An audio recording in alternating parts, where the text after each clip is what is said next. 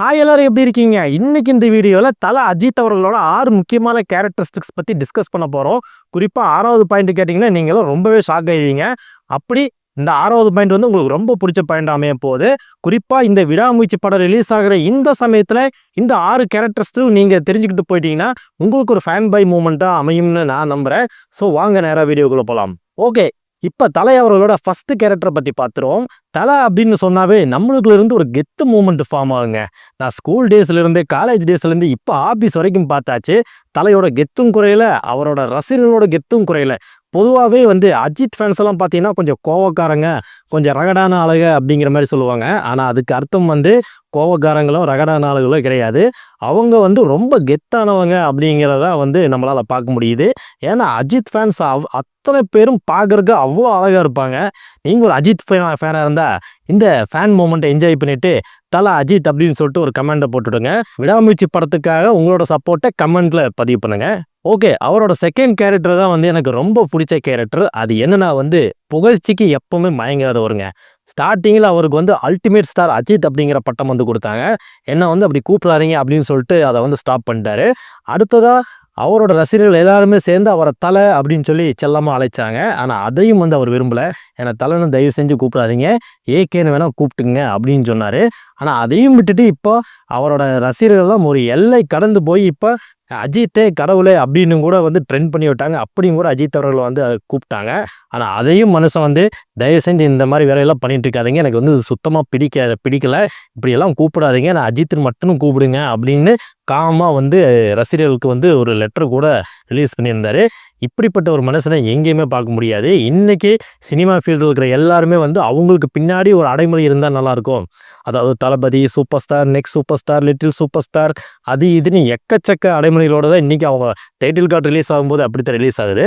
அப்படி இருக்கிற சூழ்நிலையில் தனக்கு எந்த அடைமொழியும் வேண்டாம், எனக்கு என்னோட பேரே போதும், எனக்கு எந்த பட்டமும் வேண்டான்னு ஒதுங்கின ஒரே ஆள் அது நம்ம தலை தான். ஓகே, அடுத்ததா 3வது கேரக்டர் என்னன்னு கேட்டிங்கன்னா, இது தலை அஜித் அவர்களோட ஃபேன்ஸ் ஒவ்வொருத்தருக்குள்ளேயும் இந்த கேரக்டர் இருக்குங்க.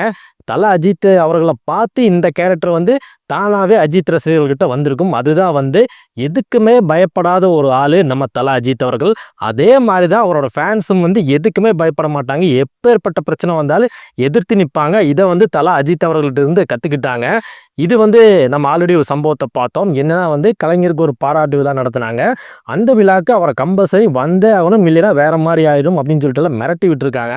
இதை வந்து அவர் உடச்சே ஆகணும்னு சொல்லிட்டு ஸ்டேஜில் ஏறி அத்தனை பேருக்கு முன்னாடி போல்டாக யாருமே பேச முடியாத அளவுக்கு தலை அஜித் அவர்கள் வந்து இந்த உண்மையை போட்டு உடைச்சார். இந்த மாதிரில மிரட்டுறாங்க, எங்களுக்கெல்லாம் சுதந்திரம் இல்லையா அப்படின்னு உரிமை குரல் நீட்டின ஒரே நடிகர் நம்ம அஜித் அவர்கள் தான். அந்த ஒரு கேரக்டர் பார்த்து இம்ப்ரெஸ் ஆகி எல்லாருமே இன்னைக்கு வரைக்கும் தலைக்கு ஒரு பேக் போனாக இருக்கிறாங்கன்னா இந்த ஒரு சம்பவம் மிக முக்கியமான சம்பவமாக அமைஞ்சுது. அதுக்கப்புறமா தலை அஜித் அவரோட ஃபேன்ஸும் வந்து எதுக்குமே பயப்படாமல் இன்னைக்கு வரைக்கும் கெத்தாக இருக்கிறாங்க, துணிவாக இருக்கிறாங்கன்னா அதுக்கு அவர் கொடுத்த அந்த ஒரு அடிதான் காரணம். 4வது கேரக்டராக வந்து அவரோட சிம்பிளிசிட்டியை பற்றி பேசலாம். தலையோட சிம்பிளிசிட்டி வந்து வேற யாருக்குமே இருக்காதுங்க. அவ்வளோ சிம்பிளிசிட்டியான ஆளுங்க. வீண் விளம்பரமே தேடாத ஒரு ஆள். அவர் வந்து பொதுவாக இந்த ஃபங்க்ஷனுக்கெல்லாம் வந்து கலந்துக்க மாட்டார். அதுக்காக அவருக்கு தலைக்கண ஜாஸ்தி அப்படின்லாம் பேசுவாங்க. ஆனால் அதில் உண்மை கிடையாது. அதில் வந்து அவருக்கு விருப்பம் கிடையாது. தான் வந்து வெளியே வந்து 4 பேர்த்த பார்த்து பப்ளிசிட்டி தேடணும், இப்படி ஒரு ஆள் இருக்கிறோம் அப்படிங்கிறத காட்டிக்கணும், அடிக்கடி நம்ம வந்து லைவில் இருக்கிறத வந்து மக்களுக்கு புரிய வைக்கணுங்கிறதுக்காகலாம் வந்து அவர் வந்து இந்த பப்ளிசிட்டியை வந்து தேடவே மாட்டார். அவருக்கான தேவை இருந்தால் மட்டும்தான் போவார். மற்றபடி எந்த ஒரு இதுக்குமே வந்து கலந்துக்க மாட்டார். அப்படிப்பட்ட ஒரு சிம்பிளிசிட்டியான ஆள். அது மட்டும் இல்லாமல் வெளியே போனாலும் மக்களுக்கு எந்த ஒரு இடையூறும் இல்லாத மாதிரி தான் போவார். அவர் வர்றதும் தெரியாது, போகிறதும் தெரியாது. இதே வேற ஒரு நடிகராக இருந்தால் அவர் நாளைக்கு இத்தனை மணிக்கு இத்தனை செகண்டில் காரை விட்டு இறங்குவாருங்கிற முதற்கொண்டு நியூஸில் இவங்களே ஸ்ப்ரெட் பண்ணி விட்டு அது ஒரு மிகப்பெரிய ஒரு கூட்டத்தை ஏற்படுத்தி சோசியல் மீடியாவில் ஷேர் பண்ணி விட்டு வேறு லெவலில் லைக்ஸையும் கமெண்ட்ஸையும் அவரோட புகழ்ச்சிகளையும் அடுத்தடுத்து மேலே கொண்டு போவாங்க.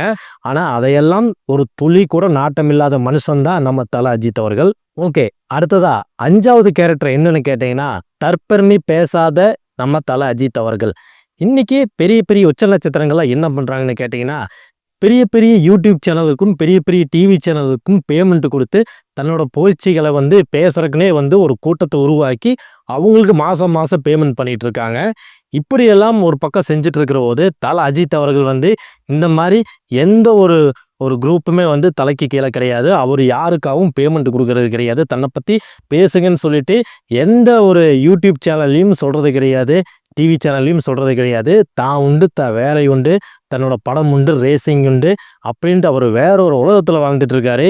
அவரை பொறுத்த வரைக்கும் இந்த மாதிரி பணம் கொடுத்து தான் அவருக்கு வந்து பப்ளிசிட்டி தேடணுங்கிற ஒரு துளியும் கூட அவசியமே கிடையாது. ஏன்னா அவரை வந்து ஸ்க்ரீனில் பார்க்குறக்கும் நேரில் பார்க்குறக்கும் கோடிக்கணக்கான மக்கள் வந்து அவளாக காத்துட்ருக்காங்க. அப்படி இருக்கிற சூழ்நிலை அவருக்கு இந்த மாதிரி ஒரு வீண் விளம்பரம், வீண் காசு வந்து விரயம் வந்து கண்டிப்பாக இந்த விஷயங்கள்லாம் பண்ணவே மாட்டார். சரி, லாஸ்ட் அண்ட் ஃபைனலாக நீங்களோட ஆவலோடு காத்து கொண்டிருந்த அந்த 6வது பாயிண்ட் என்னங்கிறத இப்போ நீங்கள் தெரிஞ்சுக்க போகிறீங்க. ஓகே, அடுத்ததான் நம்ம தல அஜித் அவர்களோட 6வது கேரக்டர். அதுதான் விடாமுயற்சியாக ஒரு விஷயத்தை முடிச்சு காட்டுறதுல நம்ம தலை எக்ஸ்பர்ட் அப்படின்னே சொல்லலாம். ஏன்னா வந்து அவரோட சின்ன வயசுலேருந்து இப்போ வரைக்குமே வந்து அவர் ரேசிங்கில் சாதிக்கணும் அப்படிங்கிற ஒரு வெறி வந்து அவர் மனசுக்குள்ளே இருந்துகிட்டே இருந்தது. அது இத்தனை வருஷங்களுக்கு அப்புறமா வந்து அந்த சாதனை வந்து இன்னைக்கு உலகம் பூரா பாராட்டுற விதமாக அவருக்கு ஒரு மிகப்பெரிய பெருமையை தேடி தந்திருக்கு. அவர் ரேசிங்கில் இதுக்கு முன்னாடி ஏகப்பட்ட ஹிஸ்ட்ரி பண்ணியிருக்காரு. இருந்தாலும் இன்னைக்கு நாடே போற்ற விதமாக வந்து அவருக்கு இப்போ கடைசியாக நடந்து முடிஞ்ச ஒரு ரேசிங் வந்து லைஃப்பில் மறக்க முடியாத ஒரு ரேசிங்கை ஒரு வின்னராக நம்ம முன்னாடி இன்றைக்கி மிகப்பெரிய பெருமையை வந்து அவர் வந்து உணர்ந்திருக்காரு. அந்த ஒரு விடாமுயற்சியை வந்து அவர் இத்தனை வருஷமாக தொடர்ந்து போராடிட்டே இருந்தனால தான் இன்றைக்கி அந்த சக்ஸஸ் கிடைச்சிருக்கு. அது மட்டும் இல்லாமல் ஆக்டிங்லேயும் அப்படித்தான். ஆக்டிங்லேயும் வந்து தனக்கு போட்டியாக எத்தனை நடிகர்கள் இருந்தாலும் தனக்குன்னு ஒரு இடத்த வச்சு இன்னைக்கு வரைக்கும் நான் தான் நம்பர் 1 அப்படிங்கிற லெவலுக்கு இன்றைக்கி அவர் வந்து அடுத்தடுத்த படங்களில் வந்து தொடர் தோல்வியில் சந்தித்தாலும் வெற்றி படங்களை கொடுக்கறதுக்கு முயற்சி பண்ணுறாரு, கொடுத்துட்டு வந்துட்டு இருக்காரு. அப்படி ஒரு விடாமுயற்சியாக மனசில் இருந்தனால தான், அந்த தைரியம் இருந்தனால தான், தன்னம்பிக்கை இருந்தனால தான் இன்றைக்கி இவ்வளோ தூரம் வளர்ந்து நிற்கிறாரு நம்ம தலை. அது மட்டும் இல்லாமல் ஒரு இன்சிடெண்ட் உங்களுக்கு ஞாபகப்படுத்துகிறேன்.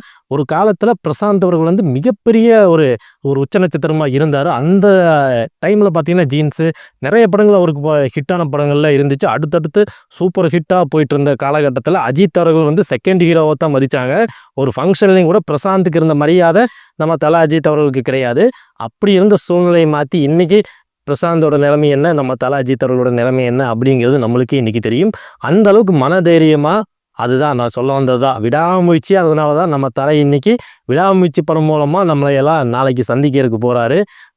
நாளைக்கு இந்த வீடியோ நீங்கள் பார்த்துட்ருப்பீங்கன்னு நினைக்கிறேன்.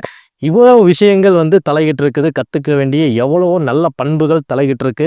அவரோட கேரக்டர், ரியல் லைஃபை கேரக்டர் எத்தனையோ பேர் எடுத்துக்கிட்டு அவரை மாதிரி வாழணும்னு முயற்சி பண்ணுறாங்க.